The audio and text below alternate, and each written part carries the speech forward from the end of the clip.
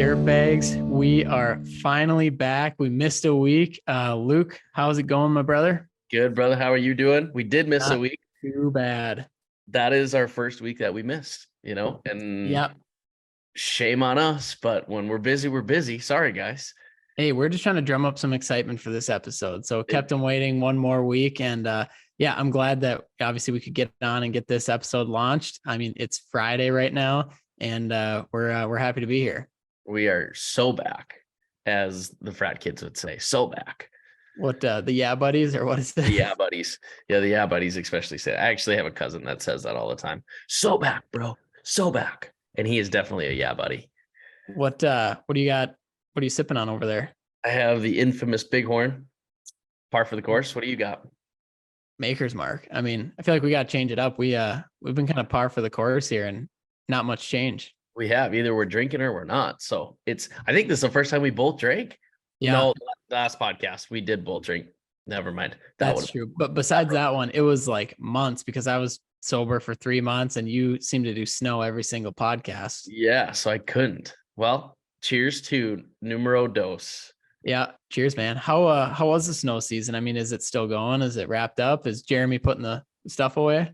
They haven't put it away yet. We've got possibly 2 inches showing up here Thursday, Friday. No way, dude. Yeah, which it's not gonna melt, or it will melt. It's not gonna stick.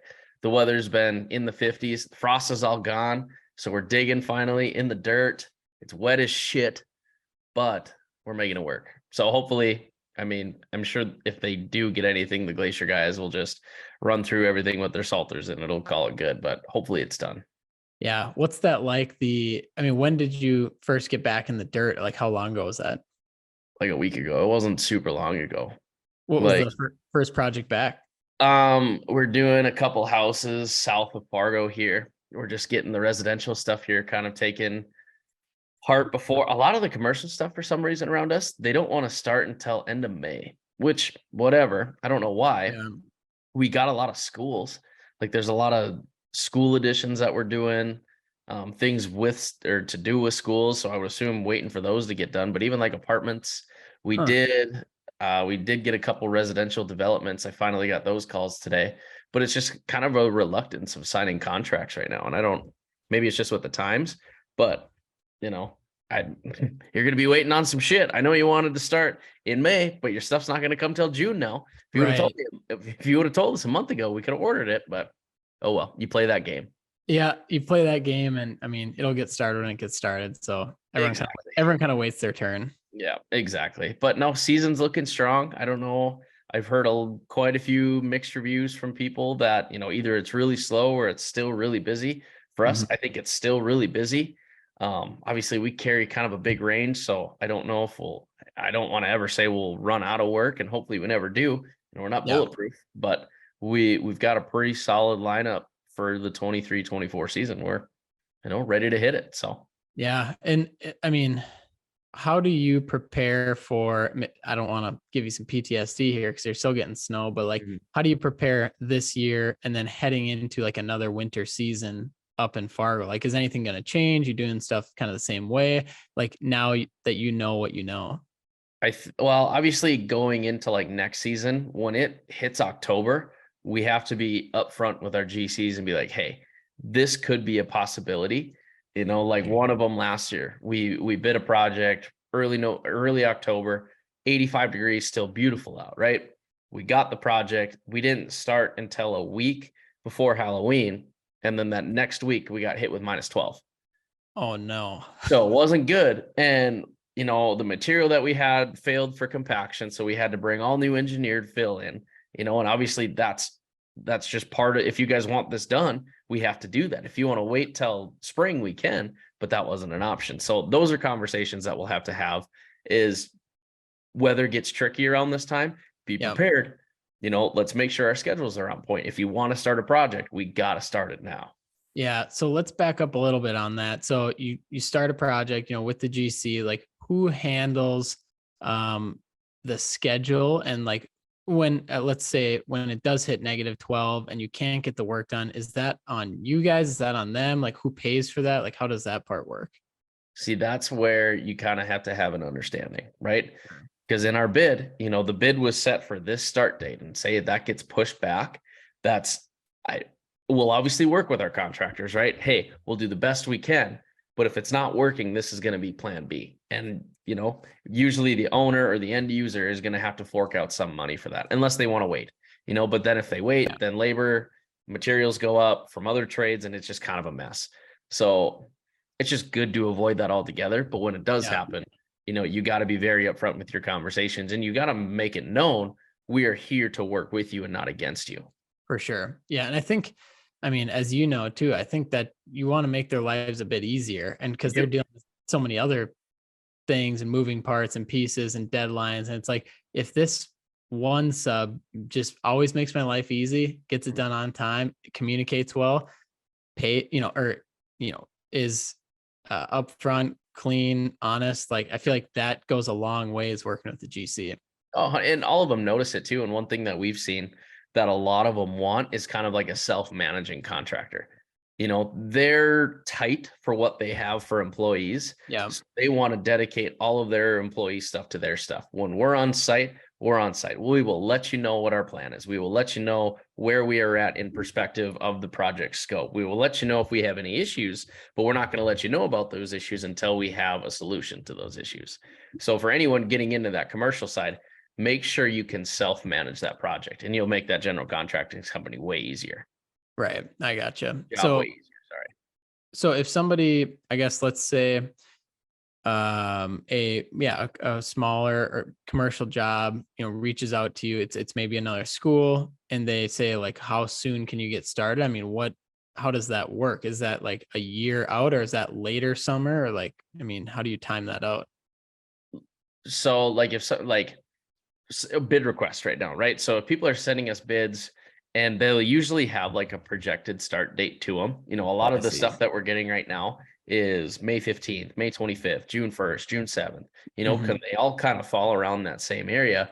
And when we submit the bids, and if we do get awarded, we always say, get us a signed contract. Whoever gets us a signed contract will have first, basically spot in line for us to get to you, because then we can get everything ordered for you. But if you're going to hem and haw on us a little bit, somebody will fill that. Push back. You're going to get pushed back, and it sucks, but it's like, hey, you fuck the dog in the most polite way, but now you're going to have to wait.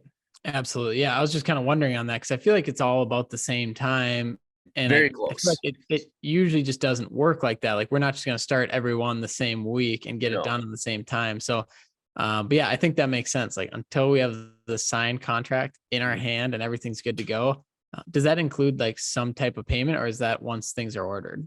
You can do, like, on some commercial jobs, you can do, depending on your contract, but like your mobilization. So everything's done on like a year or end of month basis. They'll send you what's called like a pay application. Yeah. And then, so like that pay application, say you get a job May 15th and your pay application is due May 25th. You can do a mobilization fee basically, and encompass, some of it is like 10% of your bid, 15% of your bid, and you can bill that right up front to help with some of that overhead. And a lot of people don't know that because they don't read through their contract, but definitely read through your contract. Right. Definitely. So that contract is from you or from the GC? That's from the GC. Yep. We can send them a contract, but our contract doesn't mean shit. It's all about, there's negotiable terms with them. If they say, oh, we're going to hold 30% retainage. No, I don't want 30% retainage. Okay. Or if it's a paid upon paid. No, I am not going to wait till you get paid for you guys to pay me. I prefer a net 40 once I send you, or a net 30, whatever it might be. So those are all negotiable things.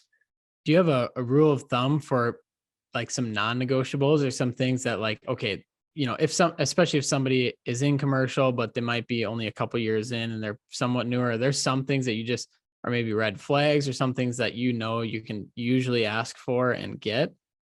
I think it depends on the contractor, right? Most contractors have been around for a while, and obviously their contract is going to be more favorable in them just to cover their bases. For sure. Which is fine. You just have to be on the same page of expectations. You have to be on the same page of, what the black and white means, and kind of go from there. I don't want to say there's like a certain non-negotiable, but there are things that can be brought up and talked about, whether Yeah, it's all on personal preference kind of too. So definitely. Yeah. And speaking, I feel like too, it depends, like if it's your first commercial job or if you've been doing it for 20 years, like you got to learn the bad, right? yeah, You got to go through the shit to learn what's good. And that's what happened with Cole and I. We got walked over our first yeah, couple of commercial projects. And it was fast learning, but now we're like, nope, never doing that again. right. So Yeah. I mean, I don't, stupid tax or you pay your tuition. I forget what you say, but yeah, you got to pay your tuition. yeah, I mean, Yep. And stupid tax. That's a good one too.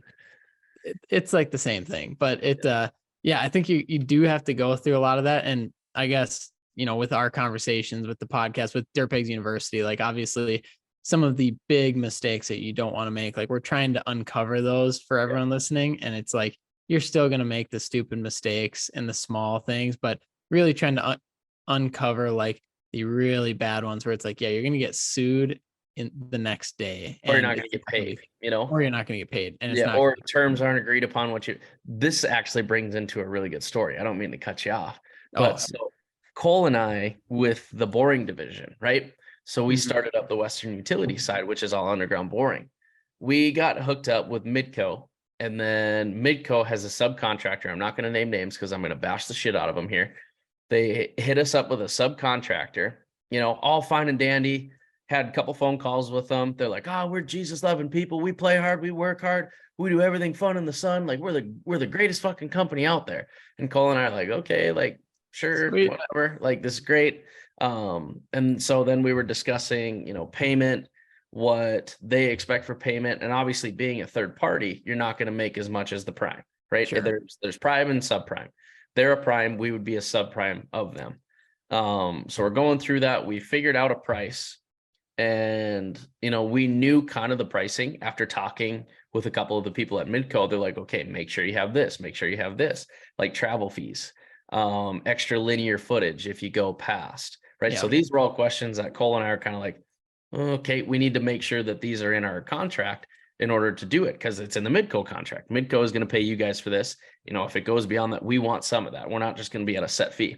For sure. And so literally like probably about a week, we got their contract, and first couple red flags were pricing was different, right? From what we agreed upon over the phone. And we're like, nope, this is different from what we had stated. This is less. And they're like, oh yeah, just a general contract. Sorry, we just forgot to change it, Okay. Yeah. And then the contract What? was Cole like went through it with a fine comb. And if any legal action was supposed to be taken, we were to go to Wales, Australia to figure it out. No. Yeah, dude, like weird shit. Yeah. And so we're going through this and we're like, all right, no, this is not it. And so Cole obviously is doing most of the emails on this, and he's like, hey, need this answered, this, and this. And they like took offense to it. They're like, you fuckers are asking for more than what we are giving you. And we're like, no, we're not. We're saying, Don't want to go to Wales. yeah, we don't want to go to Wales. But then secondly, there is more that we know, like say there's a 250-foot maximum for a bore, right? 250 feet. Once you go past that 250 feet, there's $1.50 per foot extra charge. Sure. Okay. And that is from said Midco contract. And if I'm not supposed to say their name, sorry, but I'm just using that as an example. But then per their contract, they were like, your maximum is whatever it takes to get to the set drop. It's like, well, no, if we're boring 1,000 feet, that ain't happening. That's going to take so much more longer. We can't charge for that extra. And so again, back to them taking like offense to all of this, the owner called us one day and he was ripping us. He's like, you fuckers, this is terrible way of doing business. Just going on. And Cole and I are like, dude, we just want our answers or our questions answered here. And so long story short, after that whole rant, both Cole and I are like, we're not working with you guys. Like, this is way too sketchy. And the final email that kind of did it was, I have it pulled up on my phone, but I'm not going to read it all. But basically he gave us an ultimatum. Like, I have an hour for you on Wednesday. You have to drive 8 hours to meet me in order to figure this out. And then you can work with us. And Cole and I are like, a simple email will suffice. We just want these questions answered. And they wouldn't do it. And so we were just like, fuck you guys. We are not doing that. It's the classic, this could have been an email, it's 100%. It could have been an email. And that's where we're like scratching our heads. We're like, we are not in the wrong here. Cause we had another contractor that, push, something changes. You got to fix it. You got to fix it before getting any written approval. And so that's why we're kind of like, okay, we're not going to do that on this one. We're going to kind of set our bases to make sure, because we know things are going to happen to where we don't want to come to you with these change and be sitting for a while. And so obviously I got a little fired up there, but we told that company to fuck right off. And it's a lot easier. And I never liked doing contracts because I thought it felt like it was like legal and it just felt kind of weird, but it doesn't have to be like that at all. It's just like, it's just a lot easier to go back on somebody's word if it's written down in a signed contract. You're just like, that's why you need them, because there's so many things that change in the construction industry.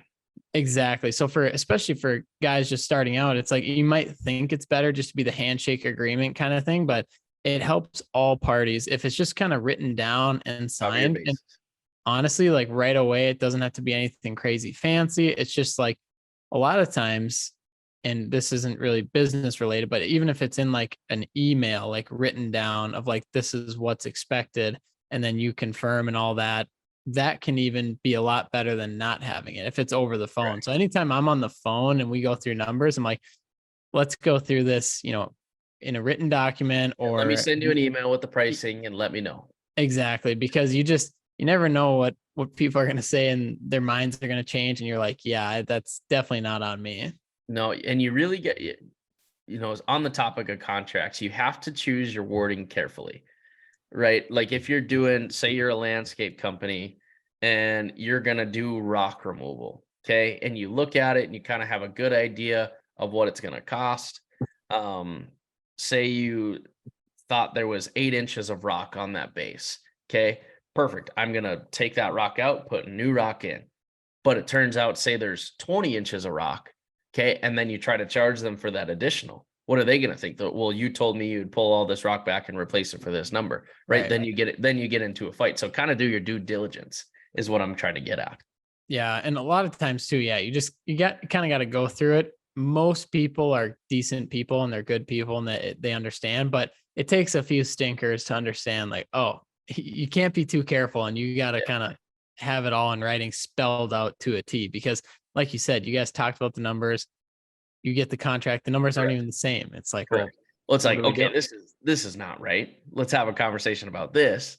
But you just have to be careful. Make sure, again, read the contract, go through it, mark things off that you don't agree with and then talk about them, but make sure you document it, Yeah. I think that's a good point too. It's like, you can just like ask about them, just mark it and ask about it and get an explanation. I mean, you're not starting any shit. You're not trying to cause an argument. You're just like, hey, just wanted to ask about this, and this, especially if it's a contract. I mean, you want to go through it before you put your name on it and you sign. And if it's, obviously hundreds of thousands of dollars or more or less, there's a lot on the line there. There is. Yeah, there is. So do your due diligence. Yeah, do your due diligence. But you also have to go through a little bit to learn it. And it seems like that's what you've done. And it's changed how you and Cole look through contracts. And like, it's completely changed how we do business. Oh yeah. We have our red flags up until the contract is signed and we equally, agree upon it. But other than that, we're always looking for something like how can we change this so it's in, favor of both parties to make sure it's not more favorable for you? How can we make it so it works for everybody? Yeah. But some of them are tougher than others. Speaking of that, I was talking to a young guy a couple weeks ago, and he was a landscaper and he owns his own business. I was like, oh, right on. And so we jumped on a call, and he's owned his business for 7 years. I was like, oh shit, like you sound kind of young. And I was like, dude, that's awesome. And we got talking, and he's like, yeah, like, since I've been able to start driving, business has really shot up. And I was like, what does that mean? I was like, is that some construction term I don't know of, like driving truck, like driving? Like, what are you driving? I'm like, well, I don't get it. And he was 17 years old. And damn. So he started when he was like 10? 10 years old. He literally meant driving a car to the job sites. And I was like, oh, let's back up here. So you started when you're 10, but it was really cool because he was so dialed in on so many things. And I was like, dude, this is a perfect example of it doesn't necessarily matter how old you are, but it's like if you have the experience and the years of experience doing it, like that'll take you so much further. So I had a lot of respect for him. I mean, he's 17. I'm like, dude, I'm a decade older than you, and Yeah. you're crushing And it. you're 7 years in business, and I'm barely at 7 years. Yeah. So I think that was a cool reminder of like, well, for one, just if you want to start something, start it now. But then Yeah. two, it's like age is just a number on both sides. If you're too young or you're too old, who cares? Like start building up some experience, build up that wisdom, that knowledge in whatever you're doing, and it'll take you a long way. Do you know, speaking of age is just a number, do you know who Ray Kroc is? Remember that? Is that in that movie I was supposed to watch? No, it wasn't. Okay. Secret. If you guys haven't watched The Secret, go watch The Secret. Ray Kroc, he started McDonald's. You know how old he was? Oh, I just watched that. The founder. Yeah. He was 56 when he started. That's right. Yeah. That dude, that's crazy. Mm-hmm. Massive. So if you ever think you're too old to start a company, you're not. Yeah. Or And too young. it's actually a pretty fascinating documentary because it's all about systems and time and like how can we maximize the movements and motions that we're doing. It's Efficiency. crazy. Efficiency. Yeah. Yeah. It was a really, I remember I watched that like 2 years ago and I still remember that movie. Yeah. It kind of reminds me like when you watch that, you're just like in awe. You're like, okay, I'm not running my business like I should. And then You question it. You're like, oh, fuck, maybe. I feel like that was most of us when we were listening to Will on the Dirtbags Yeah. University. And we're like, holy shit. And he's like, yeah, it's just simple formulas in my spreadsheet. And we're like, Yeah, and then his spreadsheet has like 30 different pages with 120 different fucking cells. And we're like, yeah, just simple spreadsheets. he's like, yeah, I just did this on spring break last week. And we're like, okay. I speaking of Will, I love Will. He's such a cool dude. I Yeah. love he'll randomly call me, or I'll randomly call him, and it'll turn out to be like a 2-hour conversation. Yeah, dude, that's awesome. I just think, yeah, it's so funny how, yeah, he showed up at your batch party too. I texted I texted him to see if he was gonna fly out to the wedding, and I was like, yeah, you should take the helicopter, you He know. should do that. What did he say? He said probably not. You're not worth it. Not worth the gas money. Yeah, I figured. Whatever. Fair enough. I don't know if I'm supposed to say this or not, but we go and see Dylan. This kind of raised some eyebrows with Riley. So Taylor and I, Taylor White, we're going to see Dylan in Michigan the week of my wedding. Yeah. I fly out Monday and I get back Wednesday, and Riley's sitting there with her arms crossed. She goes, "You're doing what?" And I was like, "It'll be really fast." Dude, you and I have been friends and business partners for a long time. I'm on Riley's side. I mean, that's pretty ballsy, dude. Everybody else is on Riley's side too. And I'm like, give me something. Like, come on, guys. This will be super fun. What are you guys doing? Like big thing? Dylan's got a project. And Taylor and I were just like, we want to go see you. We want to go see what it's all about. I think he was like, I really want to see the 8 Mile place. And I'm like, I'll stay away from that. I'll stay home. You guys can go get shot. Your mom is gonna be like setting up chairs all by herself, and you're gonna be in Michigan partying with Taylor and Dylan. When I get back, I have to set up the chairs. That's there you go. So I get back in time for that. But yeah, she wasn't very happy when I told her that. I can imagine. Hopefully she doesn't listen this far into the podcast. She usually taps out at about 30 minutes. So I think we're past that threshold. Okay. And speaking of that, I was wondering if we should make our Dirtbags University announcement earlier in the pod, because it is gigantic, and I don't want to miss it or let anyone miss it. I agree. Maybe we can like put this to the front and then rewind and put our conversation past it. I don't know, but we'll figure it out. But the Dirtbags U, Luke, this was your doing, so I'll let you announce it. Okay, thank you. I mean, I'm so stoked for this one. So Dirtbags University, for anyone that doesn't know, it's a little bit different than the podcast. Essentially, it's a live webinar where you pay $20, everyone signs on. It's Monday at 7:30 Central Time. Everyone grabs a drink and we sit there and we listen to somebody like kind of present to us. And there's a live Q&A session, but it's private to the people that paid to be there. So Luke and I, we've done this a few times now and just been amazing. Like we had Will Schuler on the last one, and he went through all of his spreadsheets, finding our true cost, and everyone just got a ton of value from it. This next one. So we've got May 1st. Everyone mark your calendars. May 1st, 7:30 p.m. Central Time. The link to register will be on the Dirtbags website, which is just dirtbagspodcast.com. You can also find it in our link tree on our Instagram, like wherever you find our website.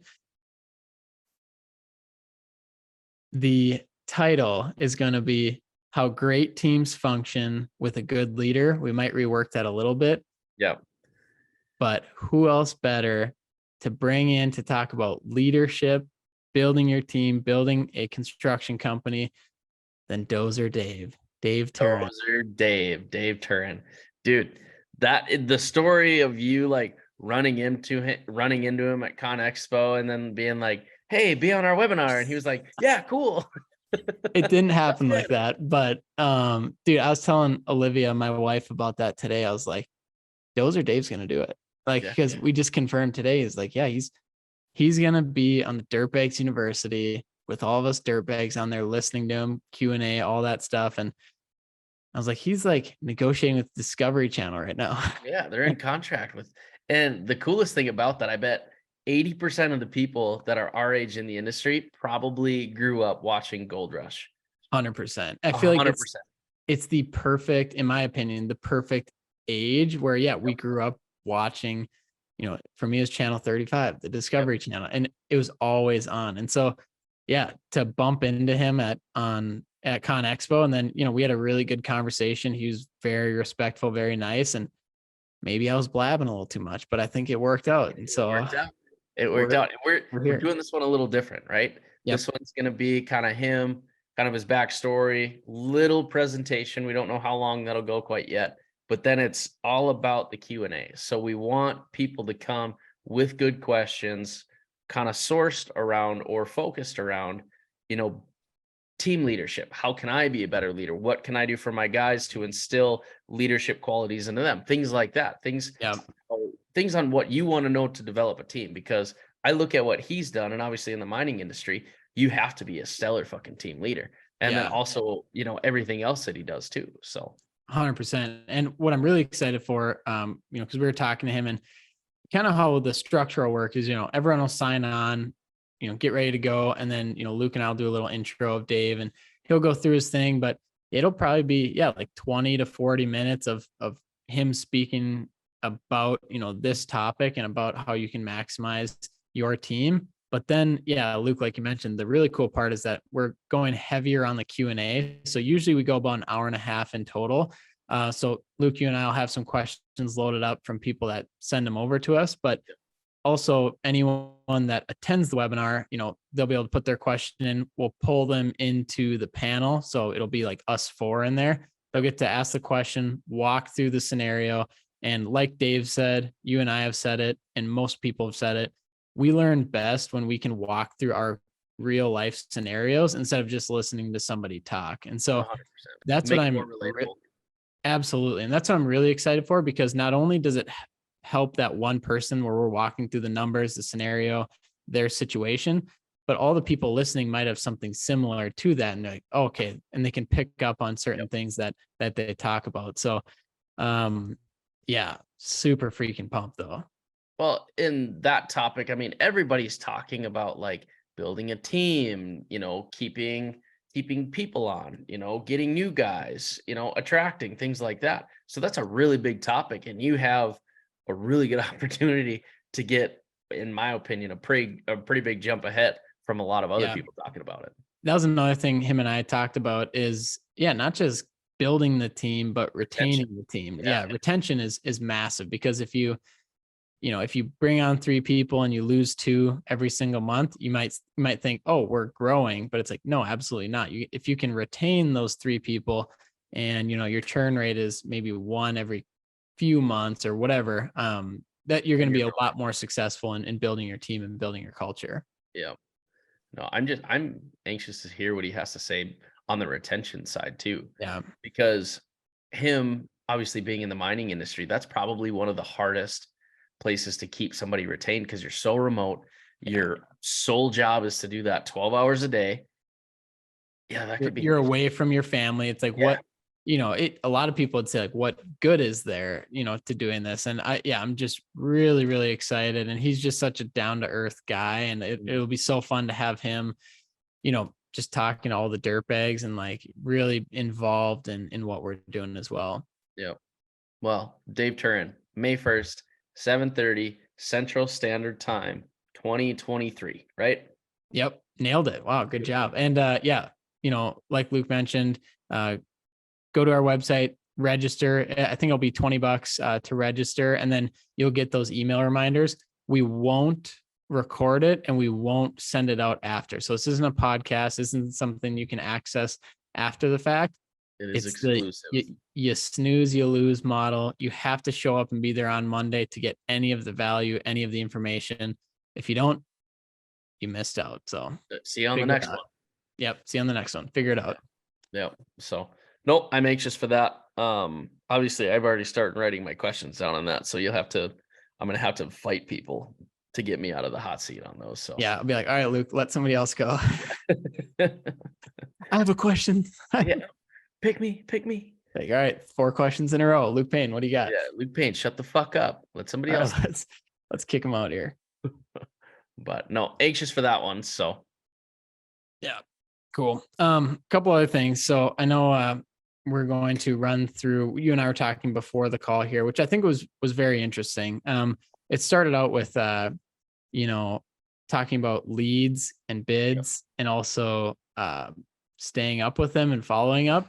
And you and I have both experienced it. And I think a lot of other contractors I talked to have experienced it. But essentially what I came down to of writing down, and you had mentioned this as well, is don't be too encompassed by the lead. And I feel like this is very relevant in my business. And also, I mean, with any business, but what do you mean by that? And like, how can you relate that to business and just being a business owner and an entrepreneur? So yeah, I wish we would have recorded. We always do that. I know. But like encompassing So yourself in a lead, right? When a lead comes in, and say, I'll give you a scenario that we had. We had a lead come in through our website, and it was for demolition. It was for, a big, it was multiple, I'll say, multiple trailer houses. Fargo is really big on trailer houses. I don't know why. But some of them have fallen in because of snow on the roofs, or they're just old. Nobody lives in them. And I mean, the bid came out to be like 600 grand is where we were at. I don't know. It's like a whole trailer park. Yeah. Well, it was multiple locations, and there was a couple different mobilizations, disconnecting city sewer water, getting all the permits and everything for that. I see. So, it was a big job. I mean, that would have been, my guess, it probably would have been 3 to 4 weeks of a couple guys on site, and it would have kept guys busy, would have loved it, made some good money. And I had asked some questions prior to sending off the email with our estimate, and just kind of like, okay, what is your time frame? Just curious on that, because then that can get us a gauge on, when you'd like us to start. Basically, this is like 3 weeks ago, and they're like, we want to start ASAP. Nobody will get back to us. We need numbers. I'm like, okay, perfect. Cool. Treat you the best I can. So get that all. And she was really fast on emails right away. And then I sent her the estimate, and I know I was aggressive because I know what we tear houses down for, and I know what we were tearing these down for, and it was cheap. Yeah. And so I sent that off, typical email. Here's our bid for so-and-so. Looking forward to hopefully working with you. Please let me know if you have any questions on these numbers, blah, blah, blah.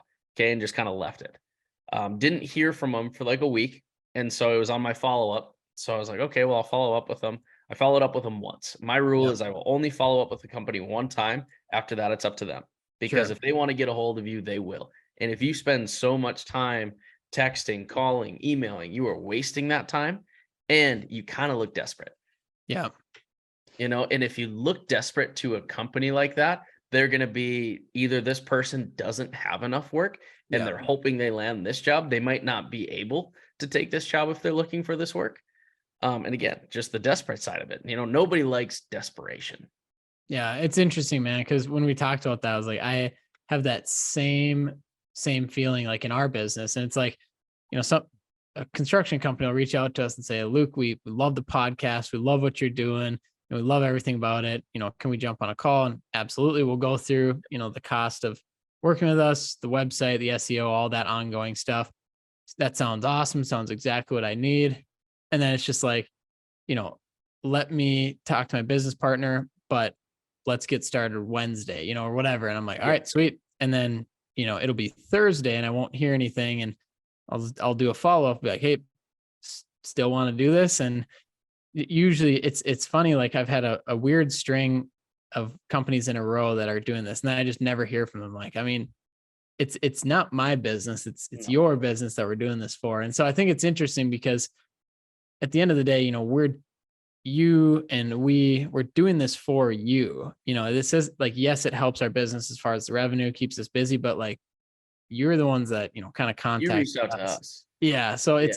I think there is definitely a point to like knowing your worth and your value of like holding your ground and not looking desperate. And of course, just like, okay, I could either spend all my time following up with this one lead or get 10 more. And if, those shake out, and then who knows, that lead that ghosted you for months might come back and say, sorry, I was super busy, it was super stressful, but we're ready to go. We'd like to go forward. And then Okay, you go perfect. forward I with it. have these lined up. You're gonna have to wait in line. I can get to you at this time. Yeah. Get that 100%. contract. Again, get that signed contract. And then after you get that, then it's, hey, I'm sorry, but I can't get to you until this date. Yeah. I think that's big too, is that your business keeps moving forward. And like you said, with the get the signed contract, it's like, we're still going to be here to do it, but timetables have changed. Like 100%. we have other projects that we're bringing in. And so you need to, in my opinion, you need to have some sort of urgency in any business. It's got to be, are we doing this or not? Like, and they're not kicking the tires for 6 months, like just following up all the time. And it's different from what I've learned of, always follow up and keep following up. But I don't know. You just kind of get past that a little bit of like, okay, well, they know my number. They know how to contact me if they want to work with us. It's kind of like growing up in business, Yeah. right? You see that side to where when you're young and you're really ambitious and you don't want to lose anybody and you want to do everything you possibly can, but there's only so much that you can do. 30 texts and 25 calls is not going to make that person, get back to you any sooner. Yeah. It You know? almost makes it worse. I mean, I would say Yeah. it does make it Oh, it worse. definitely makes it worse. It's like a crazy ex-girlfriend that stalks you. You Yeah. know, if she Yeah. texts you once, you're probably more apt to be like, maybe I should text them back, But if they Right. call you 25 times, you're like, fucking block this bitch. Yeah. Right. It's like nobody wants that. And of course, I can't remember exactly how you worded it, but you basically said don't burn any bridges, but you don't burn a lead. I can't remember exactly what you said, but What did I say? it was Oh yeah, gold. well, But it yeah, was don't before. burn the lead, right? Yeah. Because basically burn them out. If you are constantly trying to follow up with them, you're gonna burn that lead out. They're probably, they're sick of hearing from you. They'll get to Yeah. you when they're gonna get to you. I think there's a reason they're not reaching back out to you. And if you keep reaching out, it seems backwards in business. And I think I'm trying to be careful when I say that, because there's also businesses out there that absolutely need the revenue to pay the bills to keep the team going. And so there is a part of it that is sales, of like being top of mind. Yep. But yeah, trying to do that without acting or seeming desperate, I think is huge. 100%. And I'm sure people see it in business too. Like there's guys, I'll take this for instance. There's people in Fargo that always call us about like insurance stuff or, hey, I'm a financial advisor, and I'd like to do this for you. And I'm like, yeah, I'm not interested. Well, can I call you in like 6 months and see if you're interested then? And I'm always like, no, because I'm not going to be interested in 6 months. If Right. I need it, I already probably have somebody that's going to do that. So it's kind of the same thing. Like, say your things, leave an impression on them, but then leave it at that, because following up so many times is not going to change their mind. Yeah. And I think it almost does more to say that they're confident enough to do that. And they're just going to go out and go back and do their thing. Like for you, for example, you're just going to keep doing your thing. You're going to keep Yeah. working. You're going to keep building in your community. You're going to keep fundraising. You're going to keep doing all these different things that you do. And you're not going to like lose a step because you didn't get this one project, or you keep, following up for this one lead to try and win it. And it's just Correct. like taking you over. Correct. And that's another thing too. Like I know my numbers on that. I know Yeah. that our margins are smaller, but I know if somebody's doing it cheaper, they don't know what they're doing. I'm not going to lose sleep over that. If they want to go through that battle, go They for can it. have it. You Yeah. know, I think that's why you try to build up you build up your business resume online, you build it up with LinkedIn, because then that kind of just shows I know what I'm doing. The numbers I give you are very well thought out, Yeah. right? This isn't me just putting numbers to it. Like this is the cost breakdown. I'm not making a lot on you, but I will work with you, So Yeah. Every business knows that, or should know that you need to make a profit as a 100%. business. And it's Yeah. like that's just common knowledge. And I'd be as even comfortable myself to tell all of our clients like what our target profit is per client. I mean, they're just business numbers. It's Yeah. nothing new. It's nothing crazy. And same thing as an excavation company. It's like, we're not trying to break even on here. I mean, we're No, we're a trying to make money. business. Yeah. Yeah. But That brings up a funny story. So my banker, my local business banker here, he called me one day and he goes, "Hey, we're going to happy hour. I want you to meet a couple of these guys." Perfect. Yeah, we'll go to Frank's. See you there, and done. 5:30. Um, and I knew one of them because I had met him previously, and then obviously my banker, and then a new guy. He actually is fourth generation owner of this general contracting company, and I didn't know that until they kind of started talking. Yeah. And they've been around for like 120 years. So it was really fun to Wow. like listen to like their growth. At one point they had over like 300 employees. So like really big company. And now he's like, now we've kind of consolidated down to 40. I was asking him some questions and I'm like, what do you guys mainly focus on? And they kind of fit in the realm of what we target. In the Western North Dakota side, they travel. They can't find anybody that travels. So I kind of started to talk to him a little bit. And he's like, I Hmm. just, these earthwork guys, I just can't find anybody that I'm willing to, trust. And he's like, how do you gain relationships? Because I was kind of telling him where we came from, how we started and what we're doing. Yeah. And he's like, from what you've done in a year on the Western side seems pretty impressive. How did you do that? And I told him, I said, well, exactly what you just said. You can't find earthwork guys to trust. I will send you my spreadsheets on my bids to where Yeah. you know where all of our breakdowns are. And he goes, you would do that? And I'm like, yeah. I was Sure. like, I'm not trying to hide anything from anybody. Anybody in business knows that you're trying to make money. So if Yeah. you see a profit at the bottom, and you're shocked by it, you shouldn't be. Yeah. Yeah.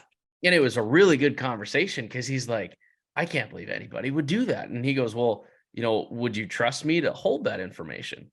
And I was like, I really don't care. You could send Right. that to my competitors because we all have different costs and Yep. we all have different ways of doing things. We all have different contacts on pricing of material.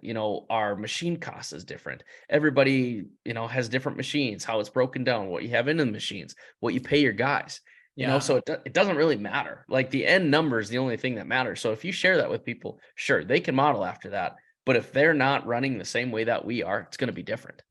Right. I mean, it's like if you have a bigger company and then you have a guy who just has a skid steer and Yeah, operates out of his house, it's like, of course, he's going to be able to come in cheaper. 100%. But you also come with a lot more structure and stability and Yeah, knowledge because you've done it for a bit longer. But yeah. obviously, that goes both ways as well.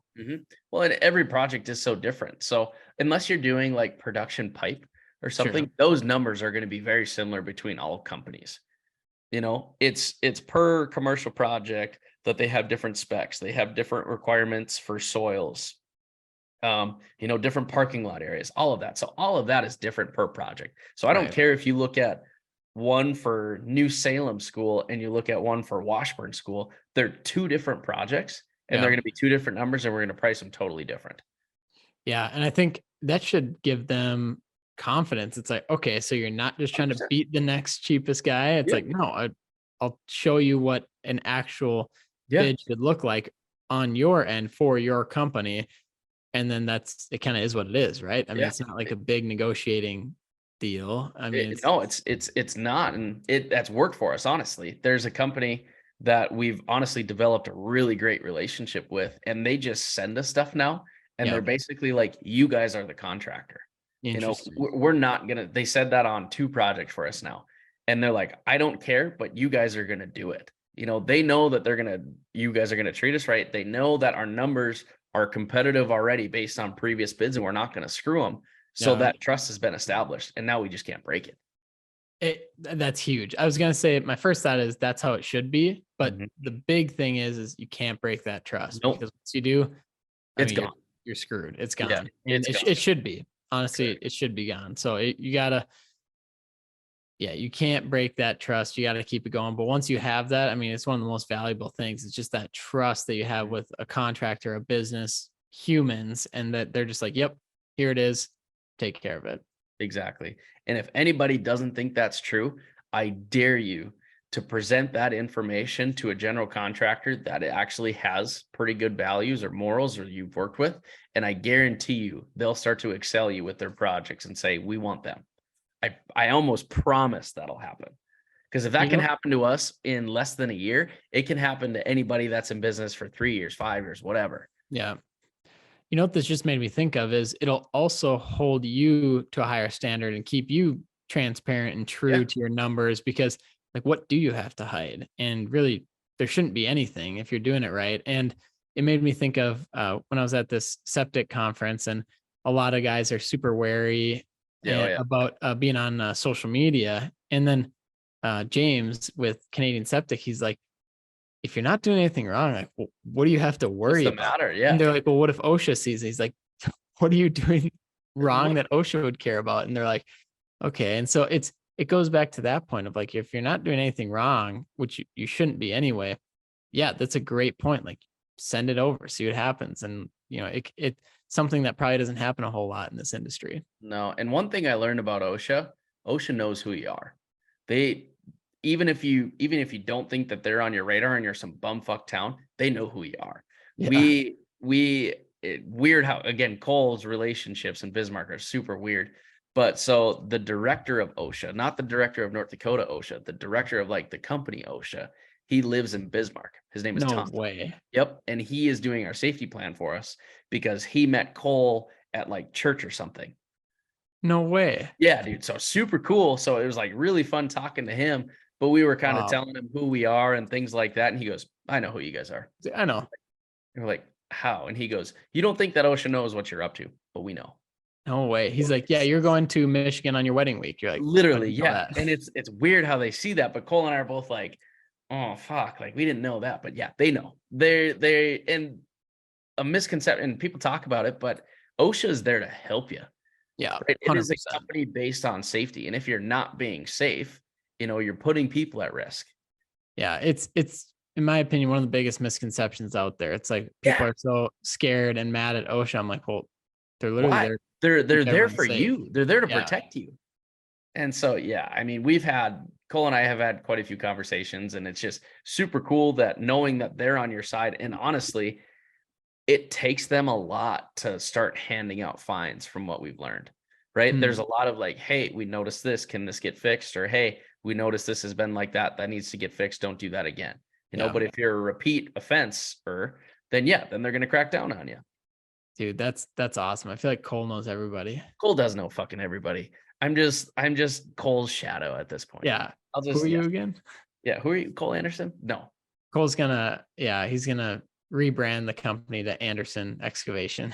That's fine. That's totally fine with me. Cause honestly, if they know his last name, like the connections he has sometimes are so weird. There Yeah.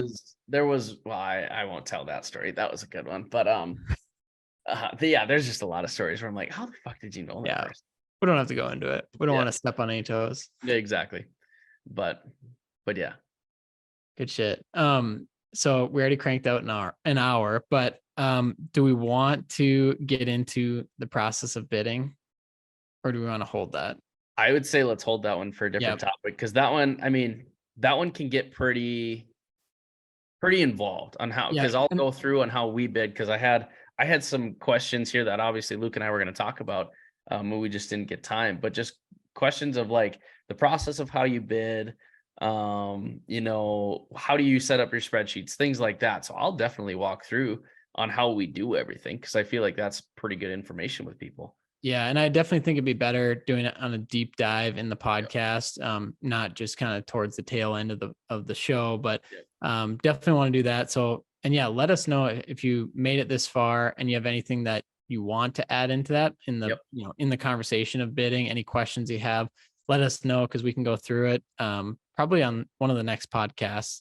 Mhm. And then, yeah, but I think we wrap it up there because we've got a huge webinar May coming up 1st, be there. May 1st. Be there. I mean, it's going to be so fun, dude. I can't wait. And yeah, I mean, we put a lot of time and work into it, and it's just so fun to see like some of this stuff start to happen. It is. And it's yeah, it's a really fun spot to be in when, you get to see like some of the fruits of your labor, like some of the hard work paying off. Well, it's fun when people like actually message you and they're like, Mhm. "Hey, this helped me out a shit ton." And you're Yeah. like, "Hell yeah, because it helped me too. I'm glad it helped you as well." Yeah, dude. Yeah, it's so awesome. And like I don't know how some people do it, but I had a guy message me today and he just found us today and he typed in excavation on the podcast and And the found dirt dirt bags. bags and started on episode 1 and had like a 8-hour drive or something and literally went through like 7 podcasts in a row of our episodes. And I was like, dude, Good for you. I'm like, you know a lot about me right now, don't you? He's like, oh yeah. Oh yeah. And, Dude, I'm sorry. I could not listen to us talk to each other for 7 hours. I don't think I could either. I mean, No. I'm glad it's entertaining for some people, but yeah, I think that's a lot. Yeah, thank you guys for listening, but Luke, Yeah. I'm sorry, but I can barely stand myself talk for an hour. No, and it means a ton to have, people actually interested and actually listening. I think that's why you and I come from a place of we want to help. Mm, And it helps us a ton when we get messages and we get questions that you want to hear on the next podcast. And so we can kind of go through those. But yeah, we'll be on May 1st. We'll see everyone on there. If you have any questions on registration, just shoot us a message on Instagram and we'll help you out. absolutely. We'll see you guys May 1st. All right. See you, Luke. See ya.